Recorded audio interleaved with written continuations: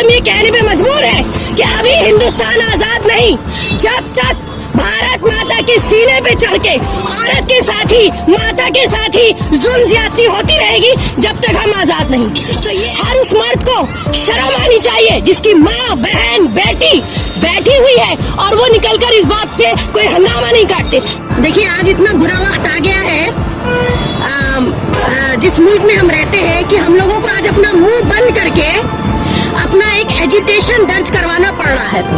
हमारा आज का जो ये साइलेंट प्रोटेस्ट है, वुमेन इंडिया मूवमेंट, एक ऑर्गेनाइजेशन जो 12 स्टेट्स में कुछ सालों से औरतों के एम्पावरमेंट और अपलिफ्टमेंट के लिए काम करती है, हमने पिछले कुछ 1 महीने से एक कैंपेन स्टार्ट किया हुआ है। आप देख सकते हैं इस कैंपेन का जो हमने टाइटल दिया है कि वुमेन सेफ्टी, ठीक है, एक कलेक्टिव रेस्पॉन्सिबिलिटी, यानी औरत की हिफाजत हर एक की जिम्मेदारी।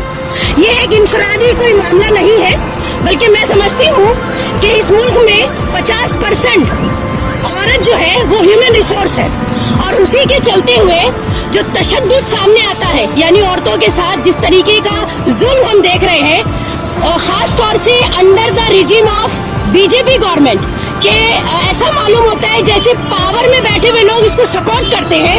रेप की घटनाएं हो, या फिर औरतों के साथ ट्रेन, बस, सड़क पर चलते हुए वायलेंस हो, या फिर औरतों को जो जस्टिस नहीं मिलता, या फिर वो एक्टिविस्ट औरतें जो आवाज उठाना चाहती हैं सोशल इश्यूज के ऊपर, उनको बिहाइंड द बार्स डाल दिया जाता है, या फिर लिंचिंग, बुलडोजर में जो औरतें सफर होती हैं, या फिर आसाम के डिटेंशन कैंप में बुरी हालत में, तकलीफ में जिन औरतों को रखा जाता है। ऐसे में हमने अपनी जिम्मेदारी समझी, हमने 2 अक्टूबर को एक कैंपेन स्टार्ट किया, क्योंकि गांधी जयंती के दिन ये गांधी जी का एक स्टेटमेंट था, ये कोटेशन था कि जिस दिन औरत कश्मीर से कन्याकुमारी तक मुल्क में अकेले सफर कर लेगी, हम उस दिन समझेंगे कि ये मुल्क आजाद है।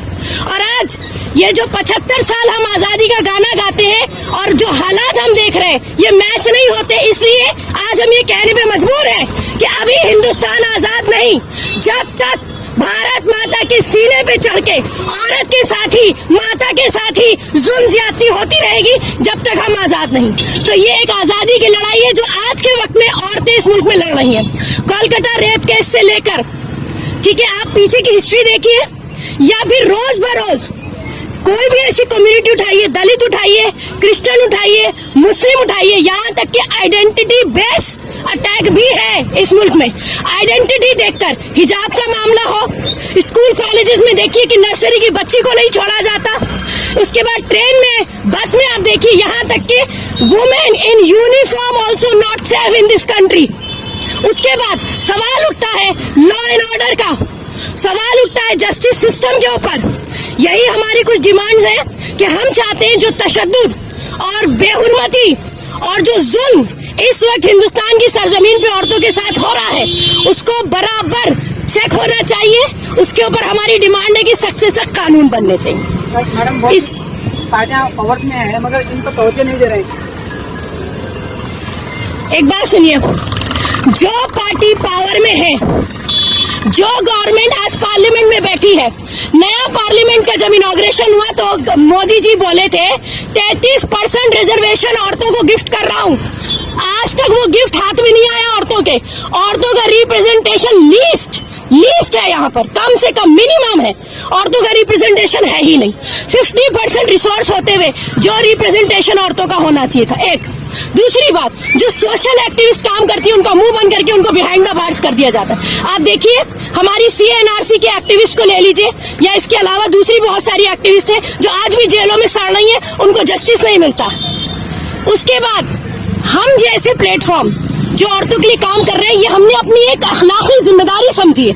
हम इस मुल्क में रहते हैं, हमें लगता है हमारी मॉरल ऑब्लिगेशन है, बल्कि ऑब्लिगेशन क्यों, बीइंग ए वुमेन, ये मेरे लिए शर्म की बात होगी कि मैं तशद्दुद देख रही हूँ और मैं अपने घरों में खामोश बैठूं। और उसके बाद हमने इसको नाम दिया कलेक्टिव रेस्पॉन्सिबिलिटी का। हर उस मर्द को शर्म आनी चाहिए जिसकी माँ, बहन, बेटी बैठी हुई है और वो निकलकर इस बात पे कोई हंगामा नहीं काटते। देखिए, आज आप कह रहे हैं कि पॉलिटिकल पार्टीज जो है वो पावर में, कोई उम्मीद गवर्नमेंट से नहीं रखना, क्योंकि हर क्राइम इस मुल्क में गवर्नमेंट सपोर्टेड है। आप देखिए, कोलकाता में जो क्राइम हुआ, जो इतनी बुरी तरीके से एक ड्यूटी पे एक नर्स का जो रेप किया गया, आपको क्या लगता है वो एक पॉलिटिकल इशू बना दिया गया?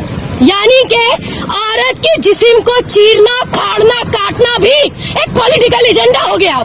शर्म की बात है, हमें समझ में नहीं आता आखिर हम किस मुल्क में रह रहे हैं, हम कौन सी जमीन पे जी रहे हैं, किस हवा में हम सांस ले रहे हैं। उसी के चलते हमारा ये एक साइलेंट प्रोटेस्ट है, क्योंकि हमें लगता है चीख पुकार करना भी अब फायदेमंद नहीं रह गया, क्योंकि हमें अपनी डिमांड गवर्नमेंट तक पहुंचानी है।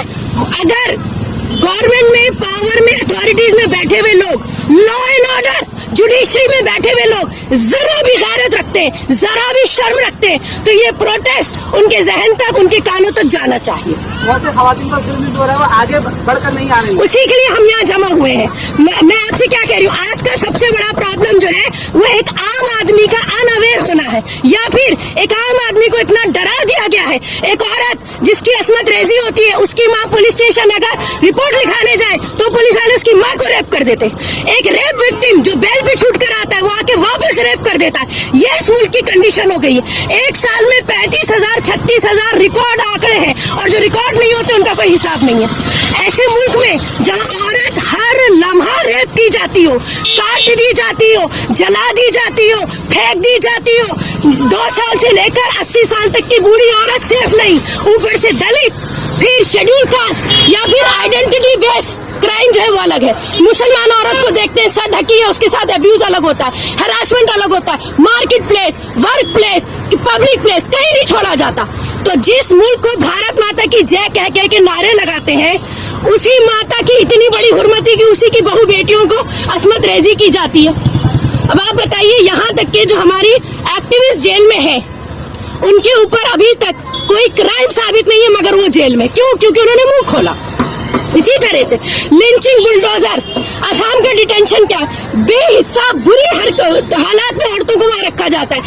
मतलब हम इतनी तकलीफ दे हालात में रखा जाता है कि हम बयान भी नहीं कर सकते। कोई इसकी सूद लेने वाला नहीं है। मोदी जी बेटी बचाओ बेटी पढ़ाओ, बेटी बचाओ बेटी पढ़ाओ, इतना झूठ और उसके बाद इतना प्रोपोगेंडा। मैं समझती हूँ ये पूछना और कहना बेकार होगा कि where is the government, where is the political party. हमें आज यहाँ पर एहसास दिलाना हर आम चलते हुए शहरी को, ये जो सड़कों से मर्द गुजरते हैं, ये जो सड़कों से औरतें गुजरती है, गैरत और शर्म इनके अंदर होनी चाहिए, और अगर इनके अंदर होगी तो हम अपनी लड़ाई खुद लड़ सकते हैं।